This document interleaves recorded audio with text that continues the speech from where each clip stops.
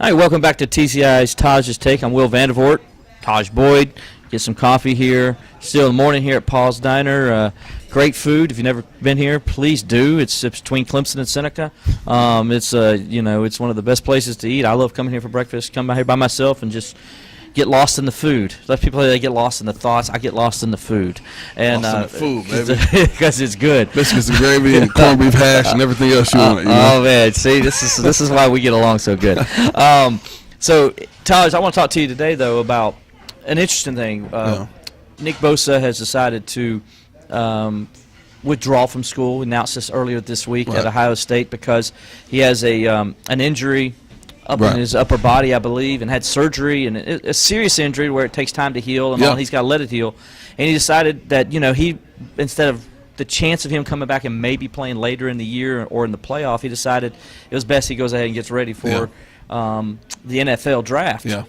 Your thoughts on that, and then we'll get into where you were at one time in your life when you were having to make this tough decision. But first of all, your thoughts on that, and is this a growing trend that we're going to see in college football? Well, I think that, obviously there was a severity with Nick Bosa's injury, with him being out 8 to 12 weeks. That was going thwart the rest of this season for him anyways. The one good thing about him giving up his amateur status at this point is now he'll be able to have somebody pay for his training and his eating and his housing and everything else of that nature. So he doesn't necessarily have to be on Ohio State's dime anymore.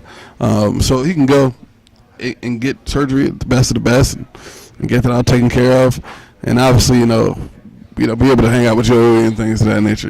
Both tremendous players by any stretch. But this situation for him was a little bit different than most. Obviously, look at where Ohio State's sitting at in their potential to play in this college football playoff and their ability to be able to make it to a national championship. So initially, the thought is that Nick Bosa made a decision. It wasn't that big of an injury, and he was just going ahead and just foregoing it to risk further. And obviously, that's not necessarily the case, but when you think about where this is going, when you look at the landscape of college football and the difference between amateur and professional, I do think you're going to start to see more and more players take that next step before it's time to. And mainly because as much as we love the game, as college football fans, these guys look at it from a professional standpoint, and they're ready to get paid sooner rather than later. So McCaffrey did it a couple years ago, sitting out of the bowl game, as you expressed. It was a bowl game, so you understood that. I do believe that if teams aren't in the hunt and they're a 6-6 team or it's not looking too good, I do think that if you have a guy who's going to be a first-round lock, you'll start to see these guys get out quicker and quicker because they don't want to risk any further injury and damage any dollars that may be coming towards them. So, it's for the love of the game, but at this point it becomes for the love of the money for some of these guys. It really just depends on the agenda, so I don't know. I think the key thing you said there was first-round guys. Right. Because I think there needs to be some perspective on it. And what you don't want to have is a guy who maybe is bottom of the first round, maybe more second, third round, going that route. Because I think that person can hurt himself because a bowl game is an opportunity for him to get more film. Absolutely. Where people can see. Because these games are still resumes. Oh, builders. for sure. If you know, Nick Bosa, he's got plenty of film on him. People know what he can do. Surefire. It's not going to hurt him. Actually, playing would hurt him more coming back from an injury than actually. Absolutely. See what I'm saying? Yeah. So I think that's the important thing is these kids got to make sure they're listening to the right people and getting the right advice, right? And you can talk about that because you had to go through some and after your junior season what you were going to do, and that's important. Like you listening to the right people, correct? Yeah, man. And that was one of the biggest things. I had to put it on kind of a scope and figure out what I wanted to do. I had a bunch of people in my ear, one way or another. Coming back to school, going ahead and foregoing my senior year and leaving early. More importantly, though, I think for myself personally, I wanted to be able to do something here with my guys, and that was to try and win a national championship. And that was one of the biggest benefits of making that decision for myself, is that if I didn't and it didn't work out the way I wanted it to or pan out, you know, I would have always tried to blame somebody else or make excuses for it. But look, when I made that decision on my own, you know, for me, I mean, you can't help just but to be accountable for every decision that you make and owning up to it.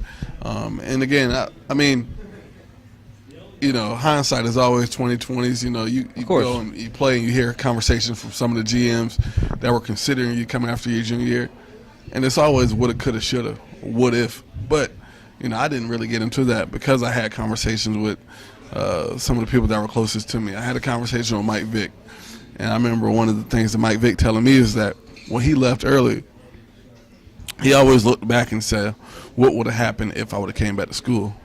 Well, we've been able to improve on what I've done, you know, during that career so far. But I've been able to help take my team to a championship game. So for me, I wanted to be able to try to do that for my guys because I know the time that we put into it. I know the work that we put into it. I mean, I had a very similar situation in high school.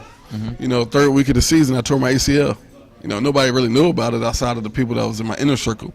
But, you know, at that particular point, you know, I went and sat down with some of the medical consultants, sat down with my high school coach, and, you know, I had to make a decision if I wanted to try to put a brace on it, continue to play, or just sit out, man, and rehab right now and get ready to go to school. And even at that point, I mean, it was bigger than me. It always is, you know. So for me, you know, it was like, all right, I got my guys out here that we had, you know, busted our tails this whole offseason. We lost in the state semifinals the year before. Can we go out here and repeat? And can they get it done without me? I decided that they couldn't. So at that point, man, I put a brace on, played 12 weeks with it, won a state championship. And, I mean, I look back on it. No regrets. No regrets, you know. Would I do it again? Probably not, you know. It was some it's a great story. It was some gruesome nights, unbelievable story. Yeah. You know? But, I mean, at the end of the day, it becomes that decision that you have to make for yourself so that you look back on it and say that was the decision that I made for me, much like what those guys did that came back to Clemson this year. Yeah, when I look at Nick Bosa and his situation there's no guarantee he was going to get back this year. Right. So I get it. Yeah. But let's say, you know, somebody who's a star player, you know, people thinking is a top 10 pick, he gets nicked up now. Yeah. You know, and there's still 5 weeks to go in the season. But he could probably come back in a week or 2 weeks and be 90%. What does that guy do? Does he think about maybe not coming back because I just got a little nicked up?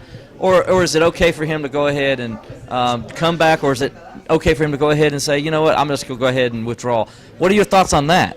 Because I can see that happening too. Yeah. I mean, and I know that that's coming at some point. Man, you just hope that these kids have some morals to them and have something to them outside of just what they think could happen. Because at the end of the day, you know, one of the things I know as a leader, as a player, from a football standpoint, and a football player as a competitor, I say you go out there and you play. Because of that guy that you ran those gashes with, because of those guys you were lifting weight with during the summer, the study hall, the hours that you put in, the time that you logged. I mean, that's not all for nothing. And to go out there and leave your teammates high and dry because you're scared or because of what may happen, you know, that's kind of selfish in a sense. At the same time, you know, there could be argument that, look, you know, there's no guarantee either way anyways. So if I got an opportunity to try to guarantee myself to make some income, you know, that's what I'm going to do. So, you know, it is. And, you know, Coach Sweeney made a comment that he said is it's going to be kind of on an individual basis. Right. And from that standpoint, I believe that's true. I mean, because it really just comes down to the heart of that player. Because either that guy's going to be committed to the cause and going out there and leaving it on the line and continue to play, or he's not. I can't have a guy one way or another. Because the moment that he isn't committed to what he says he is, or committed to those guys beside him, he puts everybody else at risk. And plus, it becomes a cancer to the locker room. So if he wants to play, then play. If he doesn't, go ahead, man, do your thing. But, you know, I gotta know now, you know. Well, I know you cancel a lot of current players and stuff like that. They'll lean on you, not just at Clemson, but other schools as well. So if a player comes up to you and gives you his thoughts, right, what do you say to him? What do you say to that guy one way or the other? I mean, I think for quarterback position specifically, just pure stats here, you know, if there's a junior underclassman quarterback who has an opportunity to get drafted in a top spot, or he has an opportunity to come back for a senior year, I would probably lean on him making the decision to leave early, just because if you are considered that high of a draft pick, you can't do anything else but damage it. I haven't seen one quarterback ever in a new era come back for their senior year after they were projected to go here and do better. It's not happened. Because the expectations are Because so the high. expectation. And then there's so many details that go into that. I mean, Matt Barkley didn't do it. He was supposed to come back and, he would have been a first-round draft pick coming out of junior year. All of these guys that we think of, they were all underclassmen when they came out. And I remember going into so many details because of what was expected to come back for your senior year. You're expected to go play in a Senior Bowl or another bowl outside of the one you just played in. And when you don't, it becomes an issue. I remember A.J. McCarron, making the decision to opt out of the Senior Bowl. One of the things they told him was, he's scared to compete. He doesn't want to do this. He doesn't want to do that. And now you start to get just bad stigmas about you. So, if you come out as underclassmen, you don't have to go through all of that because they take your film for what it is. Got a Cardale Jones rule. Cardale Jones played in, 3 games, right? Yeah. And then he all of a sudden spiked up to be this guy. Had a decent season. Got drafted mainly off of those 3 games because the longer he continues to play, the more they can assess. And if they find and kind of, nitpick some of the little details, all it does is continue to decrease your value to them. So right. I mean, Tom Brady was a 6th-round pick. Right. Senior quarterback. They messed up there.